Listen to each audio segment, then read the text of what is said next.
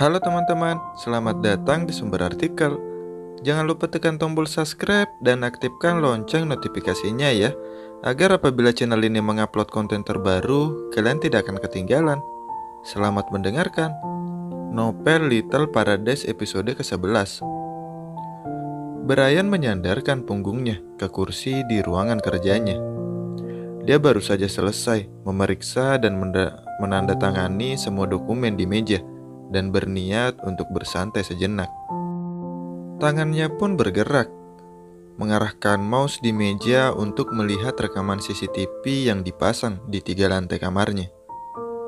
Mulanya, tidak ada hal menarik yang bisa dia temukan. Hanya ada pelayan barunya yang masuk ke dalam lift sambil membawa alat-alat untuk bersih-bersih. Seharusnya, jika tidak ada hal lain yang terjadi, Brian akan mematikan komputer dan turun ke bawah lalu memainkan game. Namun, pintu lift yang mendadak tertutup segera membuatnya mencodongkan tubuh ke arah layar. Apa yang anak itu lakukan di dalam lift? Tentu saja di dalam lift menuju kamarnya di lantai 51 pun juga dipasang kamera CCTV.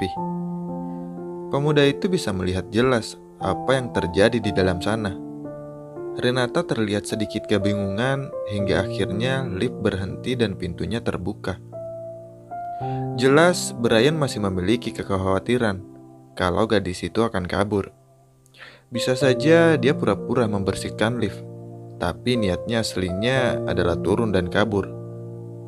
Hanya saja ketika pintu terbuka, gadis itu tak langsung keluar dengan buru-buru. Alih-alih pintu lift menutup kembali, tapi lift tidak bergerak naik. Disusul Renata yang terlihat panik.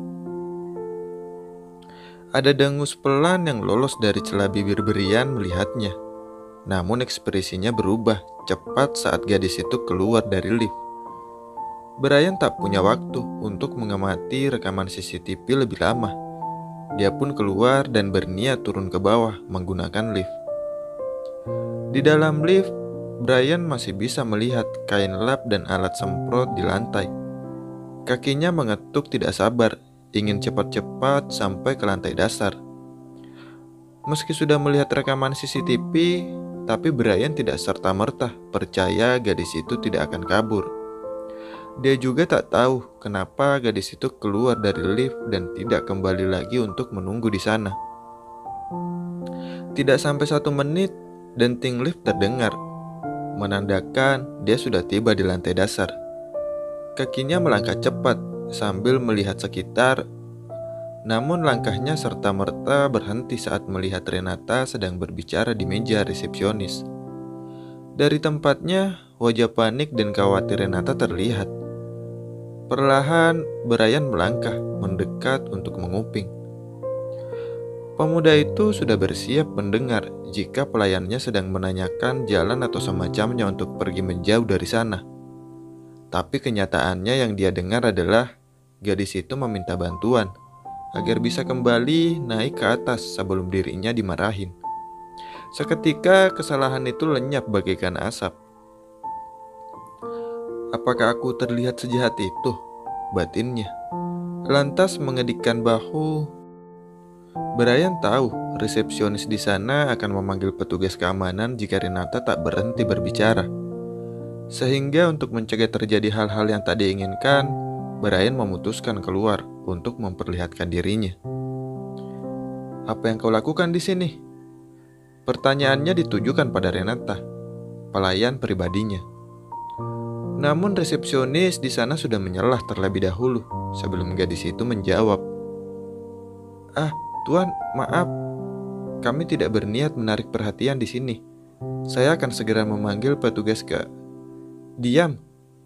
Aku tidak bicara denganmu, tukas Brian sebelum resepsionis itu selesai berbicara.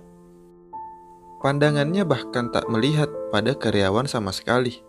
Alih-alih sepasang mata coklat keemasan tetap menatap gadis itu di depannya yang masih menunduk dan terlihat sedikit ketakutan. Naik, lanjutnya singkat sambil mengarahkan dagunya ke arah lift. Renata hanya mengangguk dan pergi mengikuti tuannya yang sudah berbalik menuju lift. Beberapa karyawan hotel di sekitar resepsionis pun terngangah karena tidak menduga jika gadis dengan pakaian jelek itu ternyata benar-benar turun dari lantai 51. Suasana di dalam lift sangat menyesakan. Tidak ada satupun dari mereka yang berbicara. Renata tentu saja sedikit takut menanti omelan tuannya yang tak kunjung datang.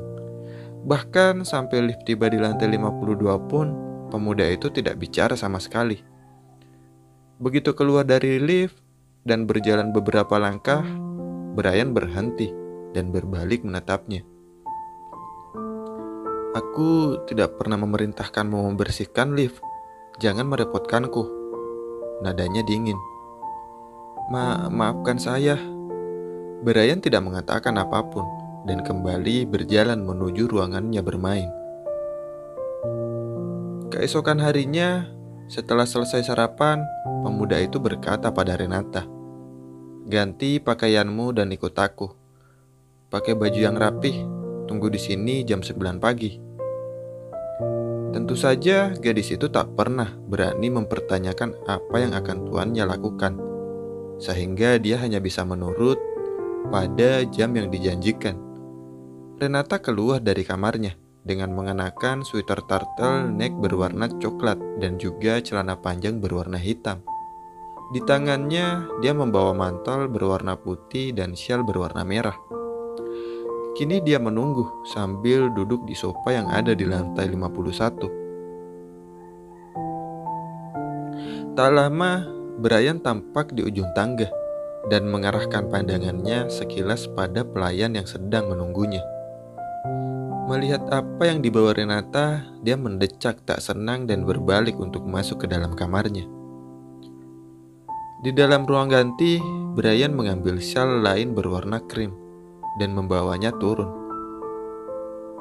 Renata buru-buru berdiri ketika melihat tuannya turun. Kemudian menunggu di depan lift pun segera terbuka dan keduanya masuk ke dalam. Di dalam, Renata mengenakan mantelnya dan bersiap melilitkan syal ke leher.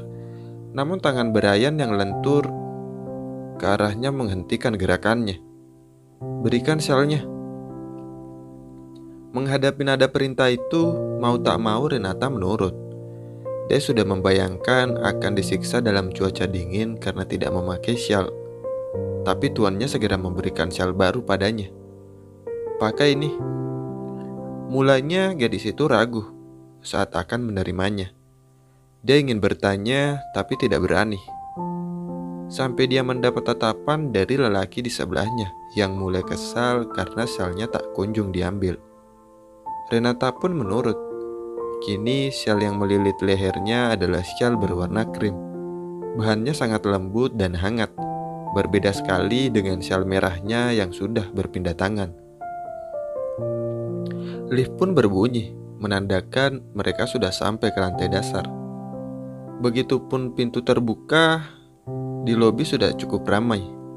Mengabaikan hal itu, Brian naik ke lift lain yang akan membawa mereka ke tempat parkir bawah tanah. Dingin adalah hawa yang menyambut mereka begitu turun dari lift. Saat ini sudah berada di penghujung musim dingin, tapi hawanya masih amat menusuk, apalagi di luar sedang turun salju walaupun tidak deras. Renata berusaha mengikuti langkah lebar tuannya yang berjalan cepat menuju mobil di pojok. Ketika mereka melewati tong sampah, gadis itu melihat tuannya memasukkan syal merahnya ke sana, yang lantas membuat matanya membelalak kaget. Syalnya dibuang ke tempat sampah. Meskipun itu adalah syal yang jelek yang Renata dapat dari bibinya, tapi dia tidak punya syal lain untuk dikenakan. Tentu saja dia tidak bisa menganggap syal di lehernya sekarang menjadi miliknya, bukan? Di tengah lamunannya, di samping tempat sampah, terdengar suara yang nadanya tidak senang. "Jangan habiskan waktuku di sini, cepat kemari." Baik." Renata benar-benar tak bisa memahami jalan pikiran tuannya. Terima kasih banyak telah mendengarkan sumber artikel ya. Dan mohon maaf kalau Anda mendengarkan suara bising atau hal-hal lainnya ya. Dikarenakan ini saya merekodnya subuh. Bye-bye.